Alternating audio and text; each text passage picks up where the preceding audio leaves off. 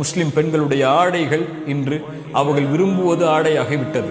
அவர்களுடைய உடலை வெளிப்படுத்துவதை இன்று கண்ணியமாக கருதுகிறார்கள். அல்லாஹ் அனுமதித்த, அல்லாஹ் அவர்களுக்கு கண்ணியமாக கூறிய ஹிஜாபை அணிவதையெல்லாம் அவர்கள் இன்று இழிவாக பார்த்து விட்டார்கள். ஒரே ஒரு செய்திதான், அறிவுரையாக அல்ல, சிந்தனைக்காக. சமூகத்துடைய ஆண்களும் பெண்களும், நானும் நீங்களும் இந்த செய்தியை கொஞ்சம் சிந்தியுங்கள்.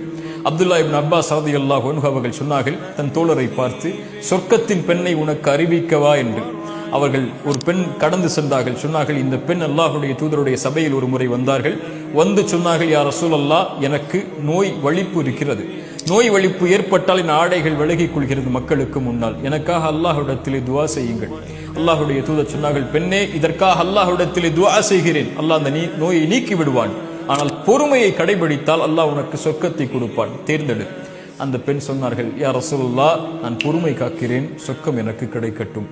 ஆனால் அல்லாஹுடைய தூதரே, நான் மக்கள் மத்தியில் இருக்கும்போது வலிப்பு நோய் ஏற்பட்டால் என் ஆடை விலகிக் கொள்கிறது, நான் என்ன செய்வது?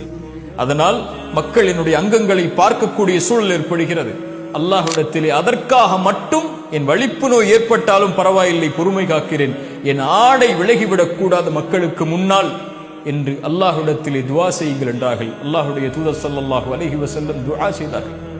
சுப்ஹானல்லாஹ், அல்லாஹுடைய தூதர் அந்த பெண்ணை சொர்க்கத்தின் பெண் என்று நபித்தோழர்களுக்கு அறிமுகப்படுத்தினார்கள்.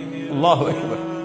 யோசித்து பாருங்கள் கண்ணியத்துக்குரிய நண்பு சகோதர சகோதரிகளே, ஹிஜாபை நீக்கி வாழக்கூடிய பெண்களே, அல்லாஹ் அலங்கரித்த, அல்லாஹ் அழகாக்கிய உங்களுடைய உடலை உங்களுக்கு தகுதியான ஆண்களுக்கு மட்டும் வெளிப்படுத்துவதிலிருந்து விலகி இருக்கக்கூடிய பெண்கள் இந்த செய்தியை சிந்தித்து பார்க்கட்டும்.